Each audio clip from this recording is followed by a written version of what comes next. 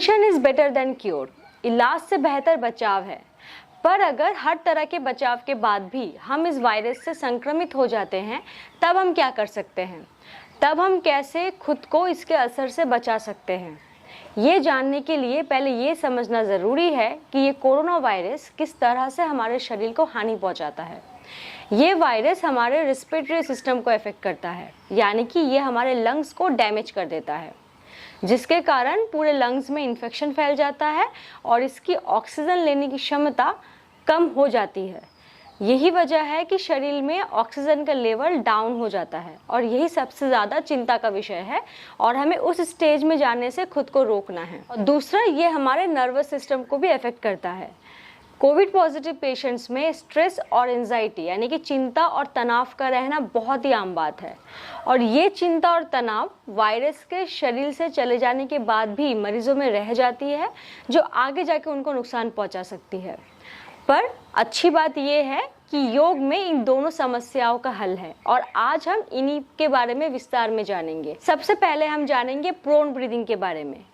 ये breathing technique इतना ज़्यादा असरदार है कि इसे डॉक्टर्स भी कोविड पॉजिटिव पेशेंट्स को रेकमेंड कर रहे हैं, क्योंकि ऐसा देखा गया है कि इस तरह से ब्रीदिंग करने से शरीर में ऑक्सीजन की मात्रा में बहुत ज़्यादा बढ़ोतरी होती है और ऐसा करके बहुत से कोविड पॉजिटिव पेशेंट्स की जानें भी बचाई गई है। तो पहले हम जानेंगे प्रोन ब्रीदिंग के बारे में। प्रोन ब्रीदिंग में 4 स्टेज होते हैं, यानी कि यहाँ पर 4 स्टेप होते हैं, जहाँ आपको 4 अलग अलग पोजीशन में लेट कर एब्डोमिनल ब्रीदिंग करनी होती है। एब्डोमिनल ब्रीदिंग का मतलब होता है आप जब सांस लेंगे तब आपको अपने एब्डोमिनल मूवमेंट को यूज़ करना है। जब आप इनहेल करेंगे तब आपका जो एब्डोमेन है, आपका पेट, वो बाहर की तरफ जाएगा और जब आप एक्सहेल करेंगे तब आपको अपनी नाभि को अंदर की तरफ खींचना है, जिससे आपका जो पेट है वो अंदर की तरफ जाएगा। एब्डोमिनल ब्रीदिंग इसलिए रिकमेंड किया जाता है क्योंकि इसे करते वक्त हमारा जो डायफ्राम है वो एक्टिव रहता है, जिससे हमारे लंग्स को ज़्यादा से ज़्यादा स्पेस मिलता है एक्सपैंड करने के लिए और ऑक्सीजन का इंटेक हमारे शरीर के अंदर बढ़ता है। इस ब्रीदिंग टेक्निक में आपको हर एक पोजीशन में मिनिमम 30 मिनट से ज़्यादा 2 घंटे तक लेटना है और आप हर एक पोस्चर में बराबर वक्त के लिए लेटेंगे। मतलब अगर आप स्टेप 1 में 1 घंटे के लिए लेटते हैं तो आपको स्टेप 2, 3 और 4 में भी 1 घंटे के लिए ही लेटना है। बस आपको इसको करने से पहले इस बात का ध्यान देना है कि आपको इसे खाना खाने के तुरंत बाद नहीं करना। अगर आपने अभी खाना खाया है तो कम से कम आप 1 से 2 घंटा रुकेंगे, उसके बाद आप इस ब्रीदिंग प्रैक्टिस को कर सकते हैं। इसे करने के लिए आपको 3 से 4 पिलो यानी कि तकियों की ज़रूरत पड़ेगी और इन तकियों को आप इस तरह से रखेंगे कि आपकी पूरी बॉडी बिल्कुल कंफर्टेबल रहे और साथ ही आपके एब्डोमेन में किसी तरह का प्रेशर नहीं पड़ना चाहिए। मैं आपको इसे करके दिखाती हूँ। आप सबसे पहला जो तकिया है वो आपके चेस्ट के नीचे रहेगा, दूसरा तकिया आपको अपने हिप के नीचे रखना है और जो तीसरा वाला है वो आपके पैरों को सपोर्ट देने के लिए है। तो आप इसको अपने पैरों के नीचे रखेंगे, पहला वाला चेस्ट के लिए और दूसरा हिप के लिए। हमें इसे इस तरह से पोजीशन देनी है कि हमारे एब्डोमेन को स्पेस मिले, हमारे पेट में किसी तरह का प्रेशर नहीं पड़ना चाहिए, क्योंकि हमें यहाँ पर एब्डोमिनल ब्रीदिंग करनी है। तो आप इस पोस्चर में 30 मिनट से 2 घंटे तक लेट सकते हैं। आपको ऐसा फील होता है कि आपके एब्डोमेन में प्रेशर बढ़ रहा है तो आप यहाँ पर एक और तकिया भी ऐड कर सकते हैं। अब आप चाहे तो अपने हाथों को इस तरह से क्रॉस करके रखिए, वरना आप अपने हाथों को इस तरह से रख के भी आप रिलैक्स कर सकते हैं। बस आपको इस बात का ध्यान देना है कि आपकी बॉडी बिल्कुल कंफर्टेबल रहनी चाहिए और आपको नॉर्मल ब्रीदिंग करनी है। तो ये था स्टेप 1। अब स्टेप 2 में आप अपने दाएं तरफ मुड़ेंगे, यानी कि अपने राइट साइड को, और अपने पूरे बॉडी वेट को आपको अपने राइट साइड में रखना है, अपने दाएं तरफ। और इस पोजीशन में भी आपको 30 मिनट से 2 घंटे तक लेटना है और नॉर्मल ब्रीदिंग करनी है। अब स्टेप 3 में आपको सीधा होके बैठना है। अगर आपको सीधे होके बैठने में दिक्कत होती है तो आप अपने तकियों को अपनी पीठ के पीछे रख के थोड़ा रिक्लाइन होके भी आप ब्रीदिंग कर सकते हैं। ये हो गया आपका स्टेप 3। अपनी आंखों को बंद करेंगे, बॉडी को रिलैक्स रखेंगे और नॉर्मल ब्रीदिंग करेंगे। अब स्टेप 4 में आपको अपने बाएं तरफ मुड़ना है, जैसे आप अपने दाएं तरफ मुड़े थे बिल्कुल वैसे। फिर आप अपने बाएं तरफ मुड़ेंगे और यहाँ पर भी आपको नॉर्मल ब्रीदिंग करनी है। के बाद अब फिर से आएंगे स्टेप 1 में, यानी कि उल्टे होके लेटेंगे। अगर इसको करने के बाद भी आपके ऑक्सीजन के लेवल में थोड़ी सी कमी रह जाती है तो आप इसी साइकिल को एक और बार फिर से रिपीट कर सकते हैं। पर इसका एक साइकिल करने से ही देखा गया है कि ऑक्सीजन के लेवल में बहुत ज़्यादा बढ़ोतरी आ जाती है। अब अगला है यस्तिक आसन। यस्तिक आसन में ब्रीदिंग करने से ना सिर्फ हमारी ब्रीदिंग इंप्रूव होती है बल्कि ये हमारे ओवरऑल सिस्टम को भी स्टिमुलेट करता है, साथ ही ये स्ट्रेस को भी बहुत अच्छे से रिलीव करता है। तो इसके लिए आप अपने पीठ के बल पे लेटेंगे, बिल्कुल सीधा होके। आपके दोनों पैर आपस में जुड़े हुए रहेंगे, आपके दोनों हाथ आपके शरीर के दोनों तरफ। अब सांस लेते हुए यानी कि इनहेल करते हुए आपको अपने हाथों को सर के ऊपर से ले जाते हुए स्ट्रेच करना है और साथ ही आपकी जो पैरों की उंगलियां है उसे भी आपको नीचे की तरफ स्ट्रेच करना है। इसमें आपको ऐसा फील करना है कि आपके शरीर को दोनों तरफ से खींचा जा रहा है, आपकी पूरी बॉडी को आपको स्ट्रेच करना है। फिर एक्सहेल करते हुए अपने हाथों को फिर से आप उठाते हुए सर के ऊपर से नीचे की तरफ लाएंगे, अपने बॉडी के दोनों तरफ रखेंगे और आपकी पैरों की उंगलियों को भी आप रिलैक्स करेंगे। एक और बार फिर से करेंगे। यहाँ पर भी आपको एब्डोमिनल ब्रीदिंग ही करनी है। गहरी और लंबी सांस लेंगे, हाथों को स्ट्रेच करेंगे, इनहेल करते हुए सर के ऊपर लेके जाएंगे, पैरों की उंगलियों को नीचे की तरफ स्ट्रेच करेंगे, पूरी बॉडी को स्ट्रेच करना है। फिर सांस छोड़िए, एक्सहेल कीजिए, हाथों को फिर से शरीर के दोनों तरफ लाए और पैरों की उंगलियों को स्ट्रेच करें। इस आसन को आप दिन में कभी भी कर सकते हैं, पर कोशिश कीजिएगा कि दिन में आप कम से कम इसको 2 से 3 बार इसके 5 ब्रीदिंग साइकिल्स तक करें। अगला है पर्स्ड लिप ब्रीदिंग।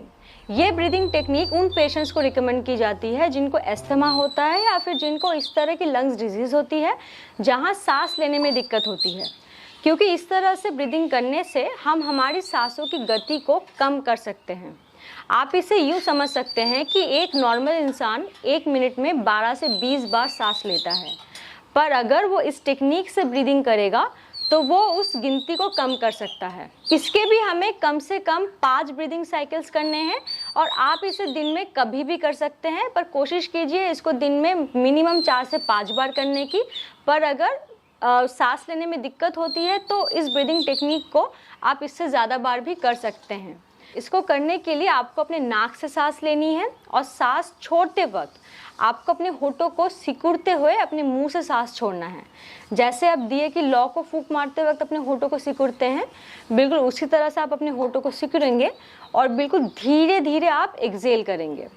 आप जब धीरे धीरे एक्सहेल करते हैं तो आपकी जो सांसों की गति है वो कम हो जाती है।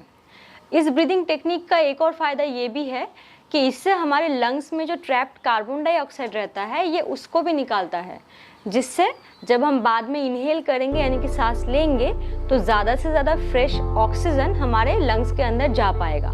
तो हम इसे करके देखते हैं। आप अपने नाक से सांस लेंगे, फिर अपने होठों को सिकुड़ते हुए आपको एक्सहेल करना है। आपको ज़्यादा गहरी सांस लेने की ज़रूरत नहीं है, बस आप कोशिश कीजिएगा नॉर्मल ब्रीदिंग करने की और थोड़ी धीरे से ब्रीदिंग करने की।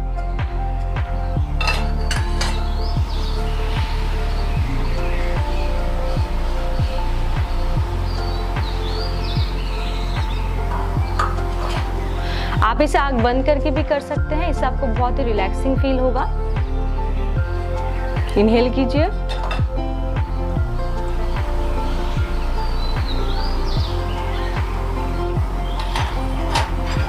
ये ब्रीदिंग टेक्निक भी हमारे स्ट्रेस को रिलीव करने में बहुत मदद करता है। अब हम करेंगे भ्रामरी प्राणायाम। वैसे तो इस प्राणायाम के बहुत से फायदे हैं, पर कोरोना वायरस से बचाव के लिए और इसके रिकवरी के लिए ये प्राणायाम किसी वरदान से कम नहीं है। ऐसा देखा गया है कि भ्रामरी प्राणायाम करने से हमारे लंग्स में नाइट्रिक ऑक्साइड की मात्रा बढ़ती है। नाइट्रिक ऑक्साइड वो गैस मॉलिक्यूल्स है जो हमारे शरीर में इन्फेक्शन को फैलने से रोकता है। साथ ही ये वायरस और बैक्टीरिया के रेप्लिकेशन के प्रोसेस को भी खत्म करता है। इसके अलावा इसे करते वक्त हम जो हमिंग साउंड क्रिएट करते हैं उससे हमारा जो विशुद्धि चक्र है यानी कि हमारा जो थ्रोट चक्र है वो एक्टिवेट होता है। जिससे अगर हमारे गले में कोई इन्फेक्शन या सर्दी जुकाम या जमी हुई अगर कफ होती है तो ये उसको भी निकालने में मदद करता है। इसके अलावा ये हमारे नर्वस सिस्टम को सुदृढ़ करता है, जिससे स्ट्रेस रिलीव होता है। इसके बेहतर असर के लिए हमें इसे एक बार में मिनिमम 10 ब्रीदिंग काउंट तक करना है और हम इसे दिन में 4 बार कर सकते हैं, यानी कि सुबह, दोपहर, शाम और रात को। पर आपको एक बात का ध्यान रखना है कि आपको इसे खाना खाने के तुरंत बाद नहीं करना। अगर आपने अभी खाना खाया है तो वो कम से कम 2 घंटे रुकना पड़ेगा, फिर आप इस प्राणायाम को कर सकते हैं। वैसे तो इसे करने के लिए हमें हमारे हाथों में षण्मुखी मुद्रा लेनी होती है। षण का मतलब होता है 6 और मुखी का मतलब होता है द्वार, यानी कि हमें हमारे हाथों को इस तरह से हमारे चेहरे पे रखना होता है कि हमारे 6 द्वार, यानी कि हमारे कान, आँख, नाक और मुंह ये बंद रहे। पर हम इसको यहाँ पर बेसिक मुद्रा के साथ भी कर सकते हैं। मतलब आप अपनी इंडेक्स फिंगर को अपने आंखों के ऊपर इस तरह से रखेंगे, आपके आईब्रो के ऊपर, बाकी की तीनों उंगलियों से आप अपने आंखों को हल्के से कवर करेंगे और आपका जो अंगूठा है उससे आप अपने कानों को ऐसे बंद करेंगे। आप इस मुद्रा के साथ भी ब्राह्मरी प्राणायाम कर सकते हैं। इसके अलावा हमें यहाँ पर खेचरी मुद्रा लेनी है। वैसे तो खेचरी मुद्रा बहुत ही एडवांस मुद्रा है। इसमें हमें हमारे जीभ को, यानी कि हमारे टंग को हमारे मुंह के अंदर रोल करना होता है और इसके टिप को हमारे ऊपर वाला जो सॉफ्ट पैलेट है उसके बिल्कुल एंड तक लेके जाना होता है। पर हम यहाँ पर खेचरी मुद्रा का जो पहला स्टेज है, यानी कि जो बेसिक है, उसको करेंगे। तो इसको करने के लिए आपको पहले अपने जीभ को पूरी तरह से बाहर निकालना पड़ेगा, फिर आप उसको रोल करेंगे और उसके टिप को अपने मुंह के ऊपर जो आपका सॉफ्ट पैलेट है वहाँ पर आपको टच कराना है। फिर आपको धीरे से अपने होठों को बंद कर देना है। खेचरी मुद्रा में हमें हमारे होठों को बंद रखना होता है और होठों को बंद रखकर ही हमें हमिंग साउंड क्रिएट करना है। खेचरी मुद्रा लेकर ब्राह्मरी प्राणायाम करने से जो वाइब्रेशन है हमिंग साउंड का, वो ज़्यादा क्लियर फील होता है और इस प्राणायाम का हमको ज़्यादा से ज़्यादा फायदा मिलता है। इसके अलावा ये हमारे शरीर में प्राणा के फ्लो को बढ़ाता है, जिससे हम एनर्जेटिक फील करते हैं। तो कोविड के टाइम पे जो बॉडी में वीकनेस रहती है, इस प्राणायाम को करने से हमें उससे भी रिलीफ मिलेगा। इसको करने के लिए आपको बिल्कुल सीधे होकर बैठना है, बाकी आप किसी भी मेडिटेटिव पोस्चर में बैठ सकते हैं। इन्हेलेशन और एक्सहेलेशन, यानी कि सांस लेना और सांस छोड़ना दोनों ही आपको आपके नाक से करना है।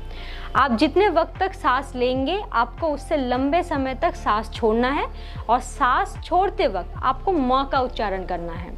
आप जब अपने होठों को बंद रखकर म का उच्चारण करेंगे तो जो स्वर है, जो ध्वनि है, वो हमिंग बी यानी कि मधुमक्खी के भिनभिनाने जैसी ही आएगी। मैं आपको एक बार करके बताती हूँ। आप इनहेल करेंगे,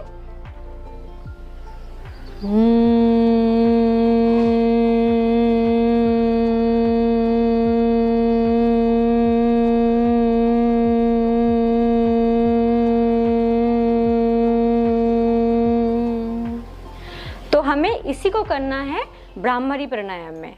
तो आप सीधे होके बैठ गए। पहले आप अपनी हाथों की मुद्रा लेंगे, फिर आप खेचरी मुद्रा लेंगे। हाथों की मुद्रा लीजिए, आंखों को बंद कीजिए, कान को बंद कीजिए। अब खेचरी मुद्रा लेंगे और ब्राह्मरी प्राणायाम करेंगे।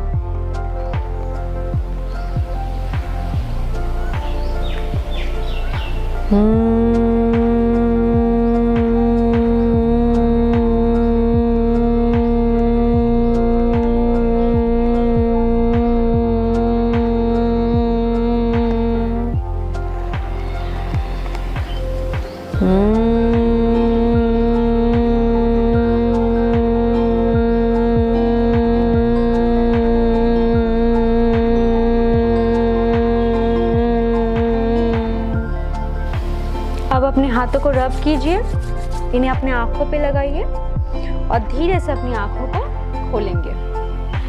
आपको ये प्राणायाम करते वक्त अपने अजना चक्र यानी कि आपके आईब्रो के बीच में आपको फोकस करना है। आप कोशिश करेंगे आपका जो ध्यान केंद्र है वो आपके अजना चक्र पे रहे।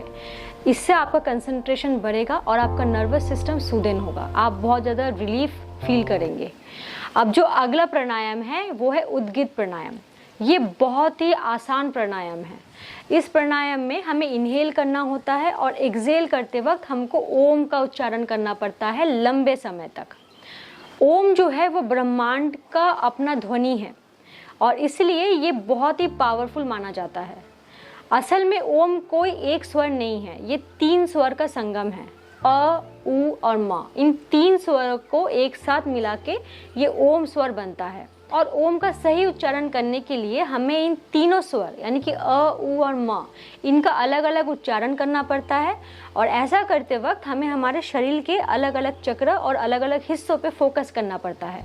पर हम यहाँ पर इसको बहुत ही सरल तरीके से करेंगे। एक्सहेल करते वक्त यानी कि सांस छोड़ते वक्त आप जब ओम का उच्चारण करेंगे तब आपको ये महसूस करना है कि जो ऊर्जा का स्रोत है, जो एनर्जी है, वो आपके मणिपुरा चक्र से होते हुए यानी कि आपके नाभि के यहाँ पर जो चक्र है, मणिपुरा चक्र बोलते हैं उसको, मणिपुरा चक्र से होते हुए आपके अनाहत चक्र तक आ रही है यानी कि आपके हार्ट चक्र तक आ रही है। फिर आपके अनाहत चक्र से होते हुए यह आपके विशुद्धि चक्र यानी कि आपके ठोर चक्र तक जा रही है। तो यहाँ पर आप जब ओम का उच्चारण करेंगे तब जो म है उसको आपको ज़्यादा लंबे समय तक खींचने की कोशिश करनी है।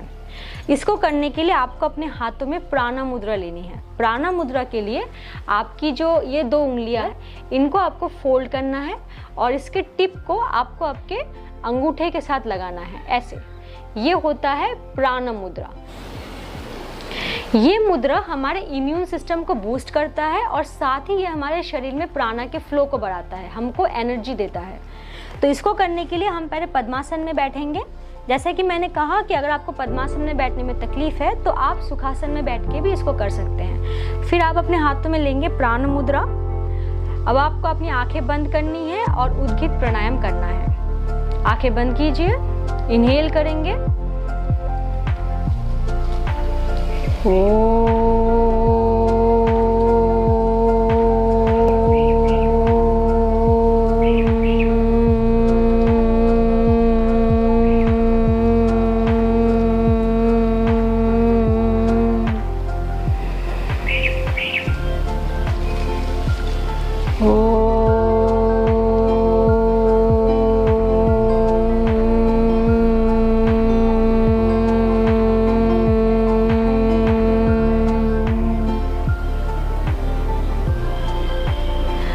इस प्राणायाम को आपको कम से कम 2 से 3 मिनट तक करना है, बाकी आप इसको दिन में कभी भी कर सकते हैं। ये प्राणायाम करने के बाद आप बहुत ज़्यादा एनर्जेटिक फील करेंगे। तो ये थे दोस्तों कुछ ब्रीदिंग एक्सरसाइजेस कोविड से रिकवरी के लिए।